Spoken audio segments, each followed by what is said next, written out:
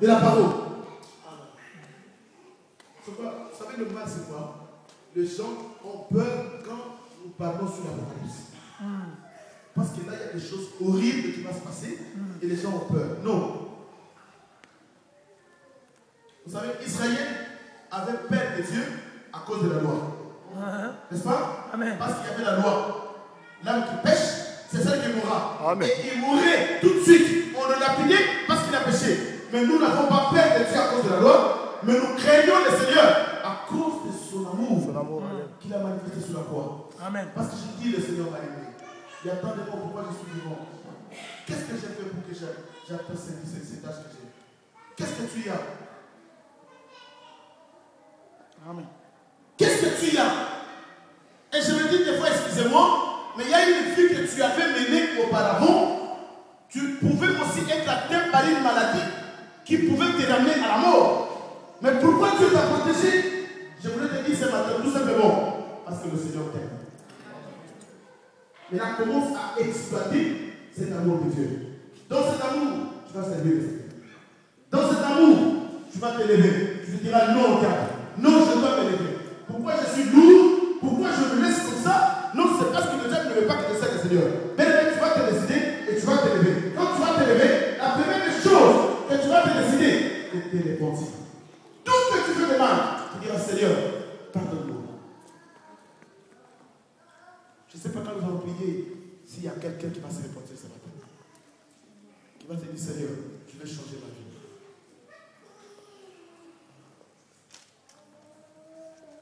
Alléluia. Amen. Alléluia. Amen. Nous allons lire Luc chapitre 8, verset 13.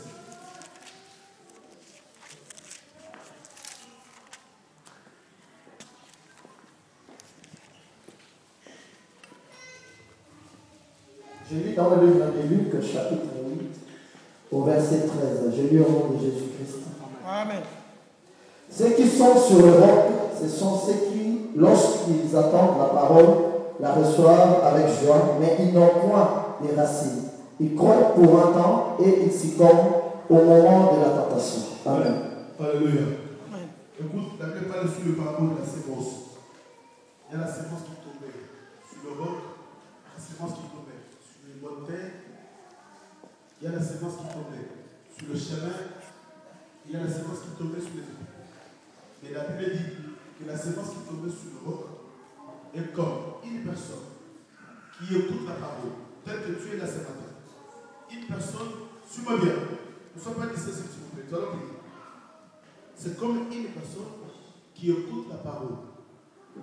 À un moment donné après, qu'est-ce que la parole fait? Hein? La parole disparaît, la parole s'envole. Parce que vous savez, il y a quelque chose que je répète tout le jour. Quand tu te présentes devant le péché, la chose qui peut te protéger devant le péché, c'est la totalité de la parole de Dieu. Amen. Ça va te reprocher, écoutez Joachim, ne le fais pas. Amen. Parce que dans un peu de temps, tu peux te faire suyer et le diable va se glorifier. Et après, quand tu vas te retourner vers le Seigneur, c'est lui le diable qui viendra. Ne l'écoute pas, ne l'entends pas. Je lui ai vu faire ceci, et c'est lui qui va t'accuser parce que c'est lui l'accusateur. Mais est-ce que tu es comme le roc, là où la parole de Dieu tombe, mais à un moment donné, la parole s'envole. Voilà combien la vie des gens. Pourquoi? Parce qu'il y a l'incrédulité. Là où il y a de l'incrédulité faite, on peut prêcher la parole. La parole tombe dans la personne, mais cette parole n'aura jamais des effets. Ta vie ne changera jamais.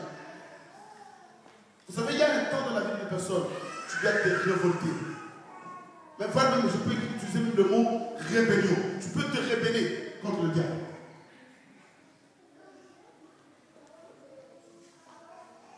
Parce que tout ce que les autres choses sont en train de faire des choses aujourd'hui.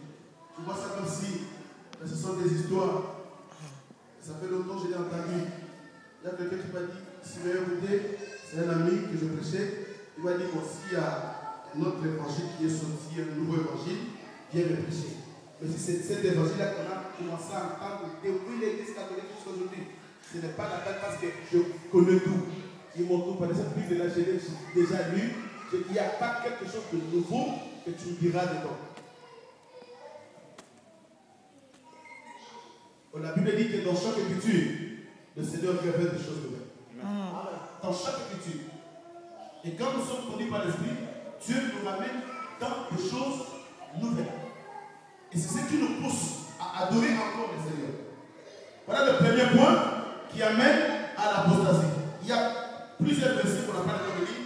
Jean chapitre 5, versets 44 à 47.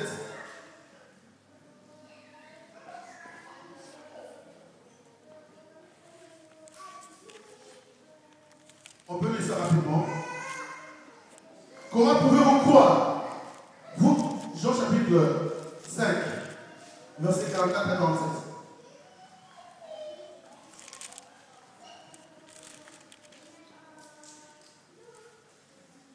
Comment pouvez-vous croire, vous qui tirez votre gloire les uns des autres et qui ne cherchez point la gloire qui vient de Dieu seul?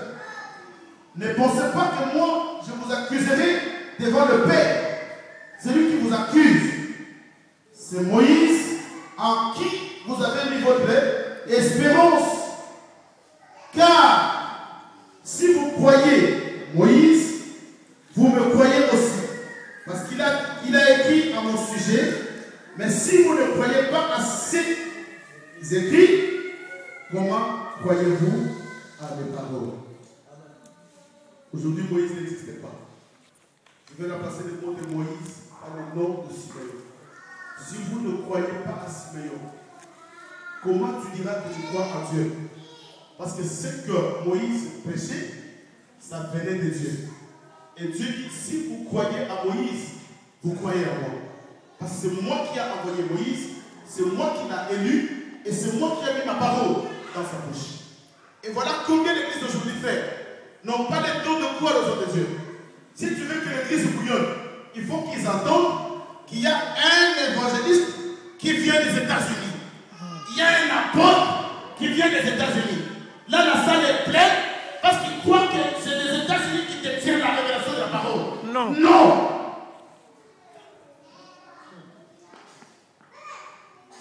Alléluia. Amen. Alléluia. Amen. Si vous croyez à Moïse, vous croyez à moi. Est-ce qu'il y a quelqu'un qui croit à ma parole? Amen. Amen. Non, mais il y a quelqu'un qui croit à la parole de Amen. Amen. Gloire à Dieu. Répondez-vous. Quel est le véritable chemin? C'est la réponse. Mais le chemin qui amène la personne, le chrétien, dans l'apostasie, c'est d'abord l'incrédulité. Moi, je me demande, je viens de vous dire une chose. Si Dieu ne t'avait pas donné ses enfants tous les jours, je t'aurais vu ici. C'est pas si je me trompe. Hein? Alléluia. Amen. Si Dieu ne t'aurait pas donné ce travail que tu as, tous les jours, je t'aurais vu ici dans cette salle. Priez le Seigneur. Cherchez Dieu. Bénis-moi. Mais voilà combien les gens sont en train de courir derrière des choses qui passeront. Le matériel, ça passera. Des choses qui existent dans ce monde, tout passera. Ce n'est même pas toi qui as commencé. Les gens qui ont commencé, ils ont tout laissé. Moi, des fois, quand je vois un Français qui meurt, je me dis, mais moi, je suis en train de chercher les papiers. Mais lui, c'est un Français. Quand je vois à la rue, un Français, un clochard, Français de souche, je me dis, mais les gens courent derrière les papiers, mais il y a des véritables Français, des clochards. Non, mais frère, contente-toi de ce que tu as. Tu es en train de vivre plus que les clochards. Tu n'as pas de papier, mais tu as quand même quelque part là où tu peux mettre ta tête. Tu n'as pas de papier, mais tu peux quand même de quoi manger. Et contente-toi, c'est Dieu, pour ne pas se contenter au papier seulement. Parce que les gens qui ont des papiers, plus que ce que tu cherches, ils sont à la vie.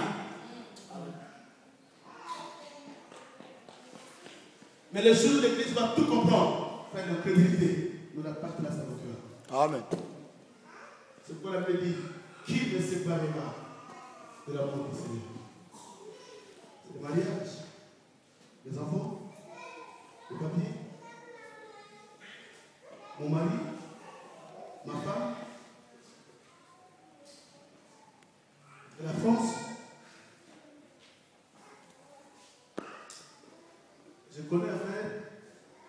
qui vit maintenant à Nantes. C'est quelqu'un que j'ai connu en Afrique. Il avait un intercesseur fort. Quand il mettait ses genoux par terre, le frère prier, je vous l'ai dit, il met ses genoux. À 20h, le frère se relevait à 8h.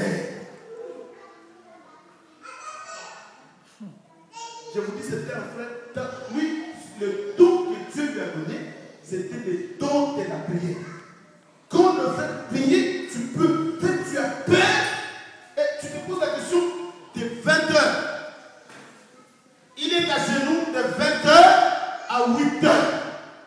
Il prie, il chante. Il prie, il chante. Il prie, il chante jusqu'à 8h du matin. Et à 8h, le frère dort. Et il dormait où? À la permanence. Mais les jours où j'ai vu le frère au Gare du Nord, le frère, ça fait 2 ans, il est en France, je ne savais même pas. Je lui ai dit à la Gare du Nord, frère, le cheveu comme musicien, avec des tirs jaunes. Je me suis posé la question, je ne pouvais pas croire que c'était lui. Donc, je ne savais même pas qu'il était en France. Mais quand je lui ai vu, j'ai osé quand même l'appeler. Parce qu'il partait. J'ai osé. Le bien-aimé tourne. Quand il m'a vu, non mais il ne pouvait pas s'approcher de moi. Il avait honte, les oreilles trouées, avec des boucles d'oreilles. Mais je vous dis, un bien-aimé, c'est quoi la Bible dit? Que si c'est possible, il paie ses plaisirs. C'est un frère que je témoigne, quelqu'un qui craignait le Seigneur. Je vous ai dit le dimanche passé, le diable n'a peur de personne.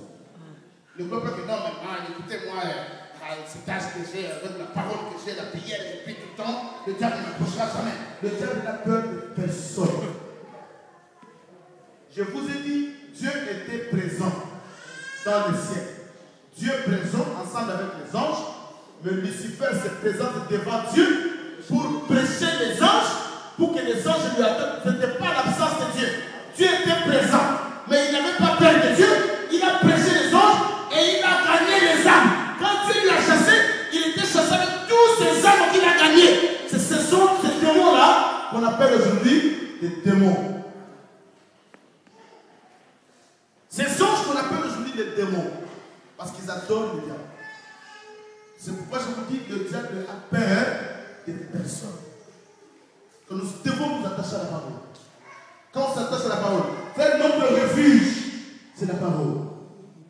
Vous savez, celui qui a la parole, même s'il est dans la souffrance, il regarde le Seigneur. Il se dit, je sais, un jour, je vais visiter. Même si aujourd'hui, il n'y a rien qui marche, mais demain, il sait que j'ai un Dieu. C'est Dieu là. Alléluia. Amen. Acclamons le Seigneur.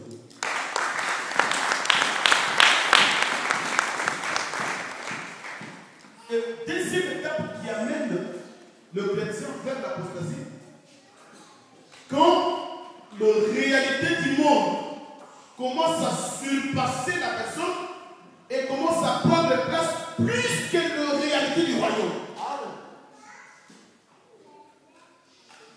Qui m'a compris? Voilà le chemin qui amène la personne vers l'apostasie. Ah, je suis en France. Il faut que je bosse. Il faut que je cherche. Alors vous savez, tout le monde, quand on a quitté l'Afrique, même moi, je le croyais. Je suis un pasteur, excusez-moi, mais je vous l'ai dit. Je croyais que dès que j'arrive en France, il faut que ma vie change. Non, écoutez, celui qui vit en France, vous savez, on était tellement influencés par des Parisiens qui venaient en Afrique, bien habillés, avec de belles voitures. Or, en réalité, c'était des voleurs. Mais le monde était tellement influencé. Même aujourd'hui, quand il y a un Parisien qui dit ça, il s'habille, les gens sont tellement complexés. Même les chrétiens, excusez-moi, même les chrétiens sont complexés.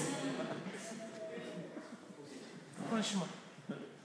Un Parisien qui arrive dans l'église, non mais le pasteur,